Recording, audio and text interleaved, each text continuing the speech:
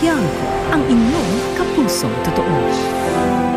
Higit sa pagkauhaw o pagkalam ng sikmura, batid namin ang bigat ng pagdadalamhati ng mga nasalanta, mga pamilyang naulila ng trahedyang dulot ng bagyong Yolanda.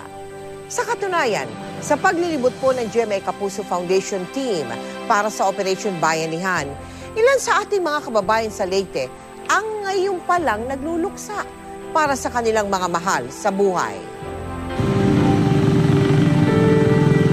Dapit hapon na noon sa bayan ng Tanawan sa Leyte. Subalit nagtitipon pa rin ang ilang mga residente sa gilid ng kalsada. Sa kauna-unahang pagkakataon mula nang humagupit ang bagyong Yolanda, isang misa ang idinaos dito. Alay ito sa mahigit 300 taga-barangay Solano na nasawi. Sila ang nakalibing sa mass grave na ito. Mga taong ama, ina, anak o kapatid ng mga naiwang kaanak.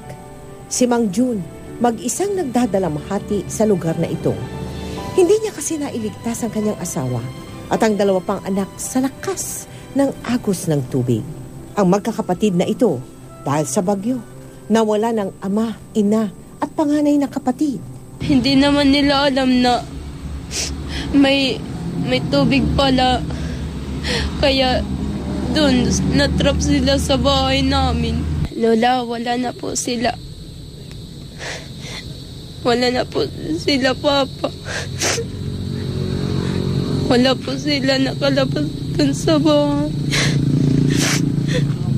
Dama ng mga residente ang matinding pangungulila para sa kanilang mga kaanak na sa isang iglap ay binawian ng buhay. Nananawagan po ako sa lola ko doon sa Bicol kasi yung tatay ko namatay at yung mama ko at papa at ate. Linibing na sila dito sa island. 3 na lang po kaming magkakapatid. Kinabukasan, naghandog tayo ng tulong sa iba't ibang barangay sa bayan ng Tanawan at tayo mananatili nilang karamay at kaagapay sa muli nilang pagbangon at pagpapatuloy ng kanilang buhay.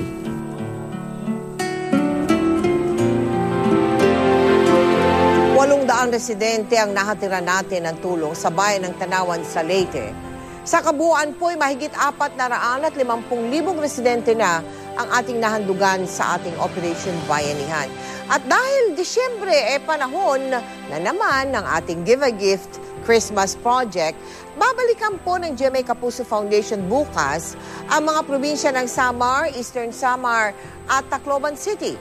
Lulan ang 19 na bus at 4 na truck ang ating pamasko para sa mga batang naging biktima ng bagyong Yolanda.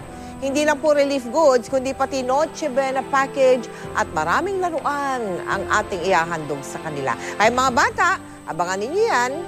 Magpupunta po kami sa mga bayan ng Lawaan, Balangiga, Giporlos, Kinapondan, Salcedo, Basay, Marabot at mga piling bayan sa Leyte, kabilang ang Tacloban.